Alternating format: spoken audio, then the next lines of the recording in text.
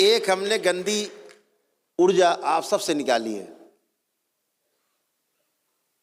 कामदेव प्रार काम वासना काम सब में समाहित करे, सबकी समाहित करे। शिव एक गंदी ऊर्जा आपसे निकाली है। एक श्रीमान जी हैं देश में, बहुत भारी डिजाइनर बाबा हैं, बगैर डिजाइन के चलते ही नहीं।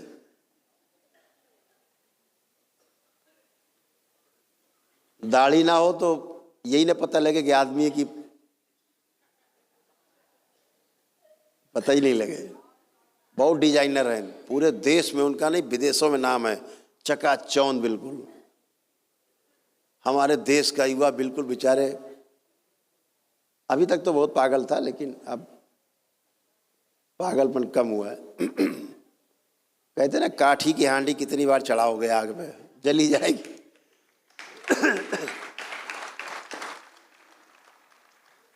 वो श्रीमान जी क्या करते हैं, वो श्रीमान जी क्या करते हैं,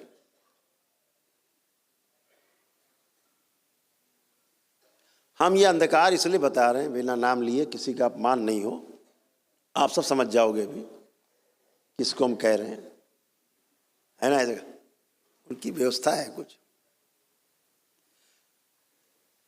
वो एक देवी की पूजा कराते हैं सबसे, कहते हैं आओ इनके सामने शादी करो। और उन्होंने धोखे से नेपाल में भी स्थापना कर दी उसकी, और उसके सामने जिसकी शादी होती है, जिसकी भी, सबसे पहला काम वो देवी कर, देवी नहीं है वो, ये भी ध्यान रखो, देवी नहीं है वो, श्रापित है,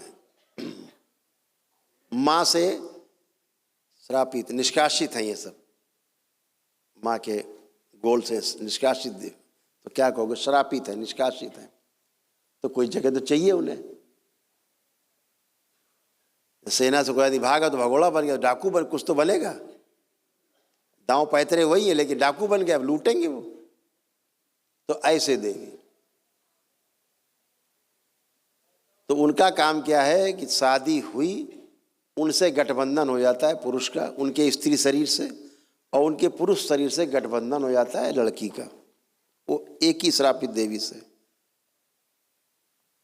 अब क्या हुआ, पुरुष की बन जाती है पत्नी और स्त्री का बन जाता है वो पति। वो एक ही एनर्जी है, ध्यान रखना, धोखे में न रहना बिल्कुल।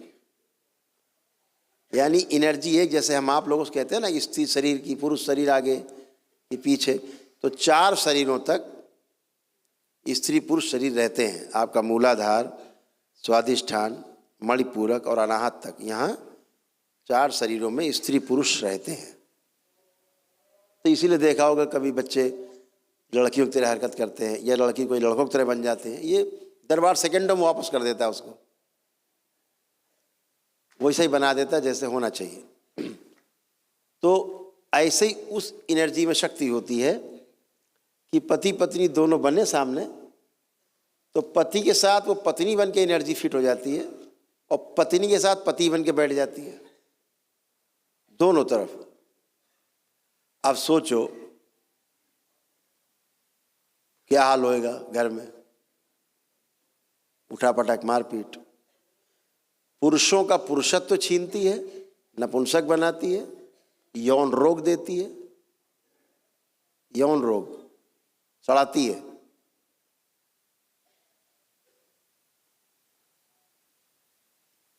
यहां बैठे ऐसे सैकड़ों लोग हैं जिनका यौन रोग ठीक किया दरबार ने एक ही दिन में, सेम डे, बचते ही नहीं, चाहे स्त्री हो चाहे पुरुष, बच्चे हो चाहे बच्चियां। तो क्या करती है वो, पुरुषों का पुरुषत्व छीनती है, उनका ओज छीनती है, वीर नाश करा के स्वप्नों में कराती रहती है, स्वप्न में तमाम रूप रख रख के। और उधर स्त्री में पति के प्रति विद्रोह की भावना बढ़ती है और उनका सौंदर्य और यौवन दोनों धीरे धीरे छीन लेती है, चूस लेती है। तो महिलाएं बच्चियां अपने को बूढ़ा महसूस करती हैं, बुढ़ापे जैसा महसूस करती हैं, पति अति तरफ देखने की इच्छा नहीं होती, और अपना चेहरा भी शीशे में नहीं दिखाई देता, अच्छा नहीं लगता देखना। ऐसे यहाँ बहुत लोग हाथ उठा केवल इशारा कर सकते हैं कि हाँ ऐसा होता था, उठाएं हाथ, निसंकोच उठाओ, चिंता नहीं, कौन फोटो खींच रहा है कोई तुम्हारी, देखो ऐसे होता था, हाथ नीचे कर लो, हाथ नीचे कर लो। इस तरह दरबार क्या करता, अभी क्या किया दरबार ने, उसको नष्ट किया, पूरा खींच के लाए, हाँक के पूरा लह गया यहाँ सबके यहाँ से, किसी में नहीं बची। उसका प्रमाण देंगे हम कि कैसे नहीं बची, नहीं बची उसका प्रमाण देंगे अभी हम। ला के खींच के रखा गया, और जो जो छीन के आपसे ले गई वो सब आपको वापस किया। जितना छीना उसने आप लोगों से भी, ये पूरी सृष्टि में वो व्याप्त है, तो आपका जो जो छीन के ले गई सब आपको वापस किया गया, आपका ओज वापस किया गया।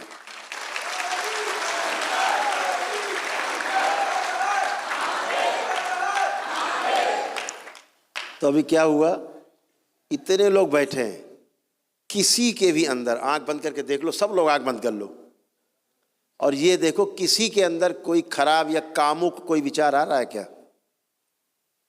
कोई देख डालो, खराब से खराब सीन देखो, कोशिश करो, और देखो कोई कामुक विचार, कोई गंदा विचार मन में आ रहा किसी के? खूब अच्छे से देख डालो, क्योंकि निकाला है उसको दरबार ने, नष्ट किया है। बहुत कामुकता बढ़ा के रखती थी, गंदे गंदे ख्याल देना, महिलाओं बच्चियों को देख के, अपनी बहन तक को देख के को गंदे ख्याल देने लगे, ऐसी गंदगी थी। बच्चों में को माँ के प्रति गंदा गंदा सोच दे, ऐसी गंदगी थी, सब नष्ट हुई। किसी को आ रहा कोई गंदा ख्याल? किसी को भी आ रहा हो तो हाथ उठा सकते हो। किसी को गंदा ख्याल नहीं, एक गंदगी नहीं, एक गंदा विचार भी आपके अंदर नहीं आ रहा, वो गंदगी हट जाने के कारण। और वो श्रीमान जी बकायदा शादी करा रहे हैं उसके सामने, गठबंधन करा रहे हैं। सोचो कहाँ ले जा रहे हैं स्त्री पुरुष, और लोग जा जा करके वहाँ शादी कर रहे हैं। इतना ही नहीं, लोग ऐसे ऐसे बड़े मास्टर लोग होते हैं आजकल तो, बड़ी हैं, जो शादीशुदा लोग हैं वो भी जाके वहाँ दोबारा शादी कर रहे हैं।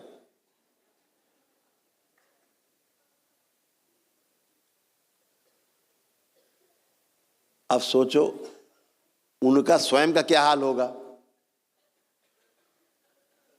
जिनके साथ वो रहती हैं देवी जी श्रापित।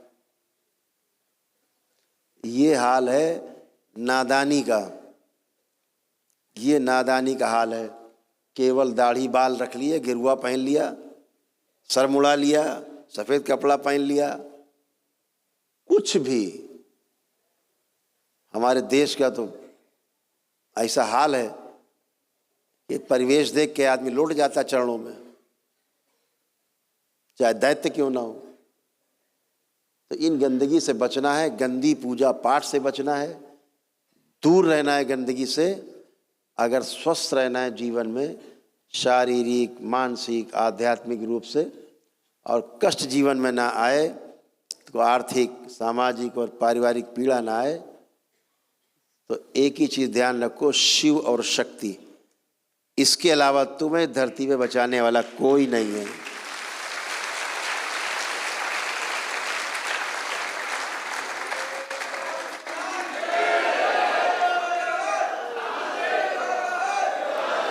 तो खूब आराधना करो, खूब पूजा पाठ करो, शिव शक्ति। जहां आप मंदिर बनाओ, शिवलिंग जरूर स्थापित करो।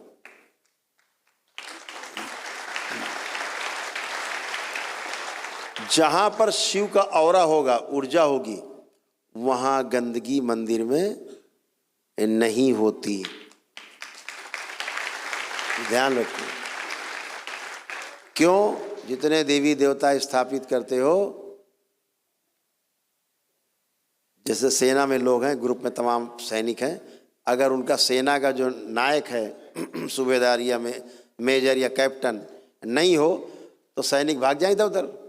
तो एक रहता है ना बीच में, सेना का जनरल होता है, तो पूरी सेना कमांड में चलती है।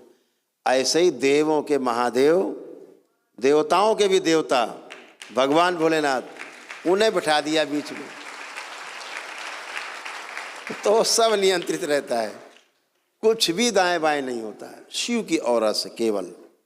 इसीलिए आपने देखा होगा जितने भी हमारे ज्योतिर्लिंग हैं, एक शक्तिपीठ आसपास होगी, साथ में जितनी हमारी शक्तिपीठ हैं सभी जगह पर भैरव की स्थापना, यानी शिव का ही वो स्वरूप है, एक उन्हीं से ही निकला हुआ, वो सभी में आपको हर शक्तिपीठ में भोलेनाथ मिल जाएंगे उस रूप में, रक्षा में माँ के साथ खड़े हुए।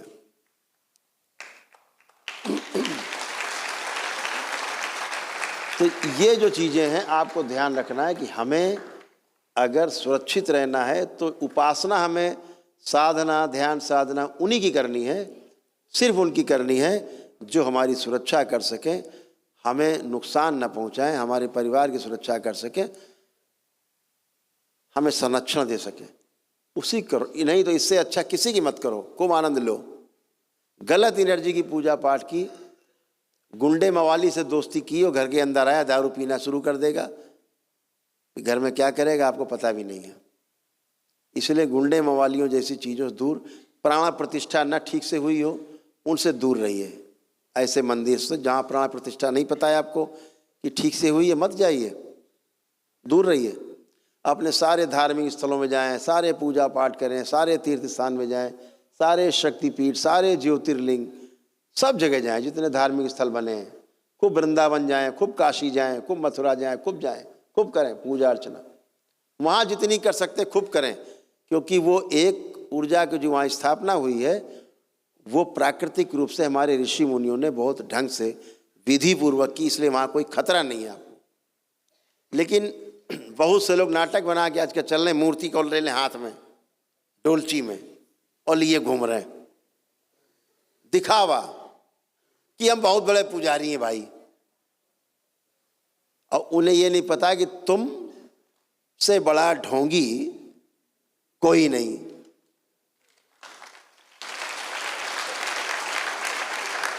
तुम दिखावटी ढोंगी आदमी। और बच्चियों को लोग प्रेरित करते हैं, अब बच्चियां क्या क्या बता देंगे उनको, शास्त्रों में वर्णित है और वर्जित है, मूर्ति लेके चलने का विधान कहीं नहीं है। मूर्ति की स्थापना का, प्राण प्रतिष्ठा का विधान है मंदिर में।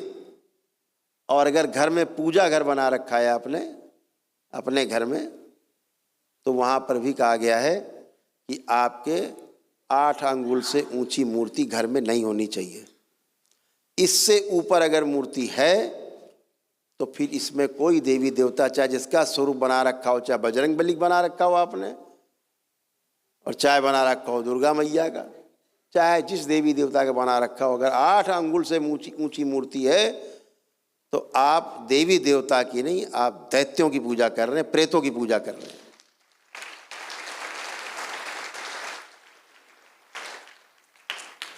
अपने बचिए ऋषि मुनियों के शब्दों को ध्यान रखिए, एक एक शब्द हीरा है, पन्ना है लिखा हुआ। पढ़िए, अपने लोग जो हैं पढ़े लिखे लोग, ज्योतिषाचार्य लोग हैं, अच्छे गुरु लोग, उनसे पूछिए। ऐसे टांग के नहीं चला जाता भगवान को, गरिमा गिरती है। अब आप अगर मूर्ति लियो तो कोई छुएगा भी, पता लगे पेशाब करके आ रहा हो, मत्थे में लगा रहा, कर दिया खंडित।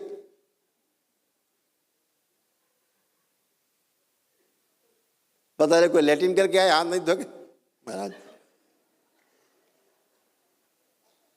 कुछ तो ऐसे लोग हैं बकायदा रख के बैठ जाते हैं, आओ भैया सब लोग आओ पूजो, डोलची लिए बैठे हैं, डाल पैसे भी डालते जाओ साथ में।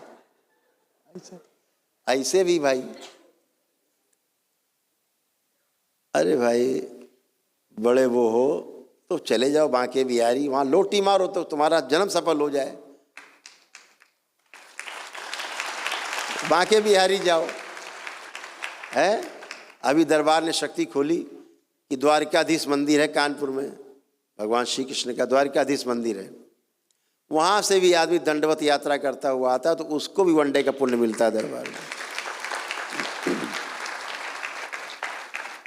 तो आस्था विश्वास श्रद्धा हृदय में है, बाहर मूर्ति में नहीं है। मूर्ति प्राथमिक चीज़ है, पूजा पाठ की प्राथमिक चीज़ है। उसके बाद तो खुद मूर्ति बन जाती है अंदर, और फिर आदमी धीरे धीरे खुद मूर्ति बन जाता है, खुद ही। तो जितने भी आप लोग हो, इसका हमेशा ध्यान रखो। दूसरा, आप सबको जो पद यात्री हैं, दंडवत यात्री हैं, आपको पुण्य मिलता है दरबार की ओर से, तो आपको ध्यान रखना, आपको दीक्षा लेना बाबा से अनिवार्य है।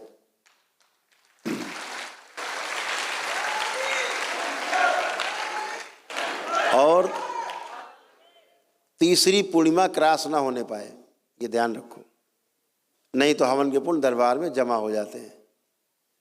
तो तीसरी पूर्णिमा ना बीतने पाए। जैसे आज आपने किया, पूर्णिमा आएगी, एक नई समय मिला, अगली पूर्णिमा, उसमें नहीं समय मिला तो तीसरी पूर्णिमा।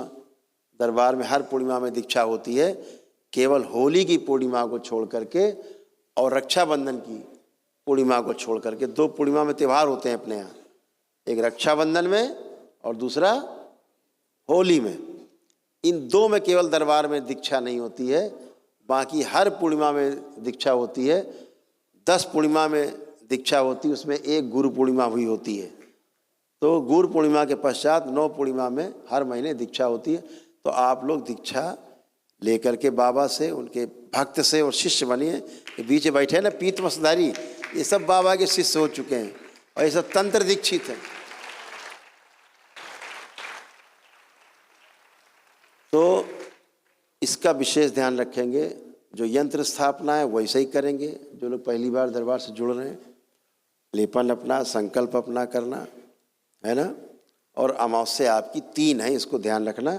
ये अमावस्या पूरे वर्ष में कभी भी 3 कर सकते हैं, जब भी समय मिले, 1 वर्ष के अंदर ये 3 आपको करनी है, ठीक है। इससे रुद्राभिषेक के लिए बोला जाता है। दरबार में नहीं कर पाओ, वर्ष में अपना 1 बार कर लिया, एक रुद्राभिषेक अपने घर में ही, ब्राह्मण देवताओं को बुलाया, अपने घर में ही कर लिया, हो गया।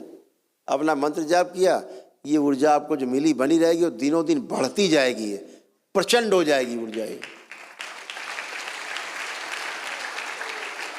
तो ना कोई रोग भटकता है, ना पास आता है, ना कोई कष्ट होते हैं। अगर आप श्रद्धा से जुड़े, कोई कष्ट आता है, आंख बंद किया, बाबा माता को ध्यान किया, जो रोग कष्ट है बोल दिया, बाबा हमें ये कष्ट हो रहा है, इसकी स्मृति नष्ट कर दी जाए जो हमें ये कष्ट हो रहा है। जैसे मान लो सिर दर्द हो रहा है, आपने बोल दिया बाबा इस सिर दर्द हो रहा है, इसकी स्मृति नष्ट कर दी जाए, आपकी बड़ी कृपा होगी। और जब आप 3 बार बोलो ओम नमः शिवाय, आँख खोल दो, बंधन 3 हाथ मार दो, दर्द गायब। चाहे पेट दर्द हो, चाहे सिर दर्द हो, कोई भी कष्ट हो।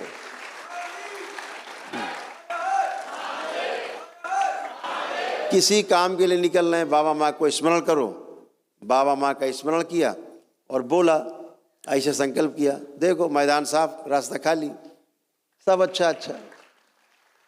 तो आप सभी लोग दरबार से जुड़े हैं, ऐसे जुड़े रहेंगे और बाबा माँ के साथ अपना संकल्प और प्रार्थना अपने करते रहेंगे।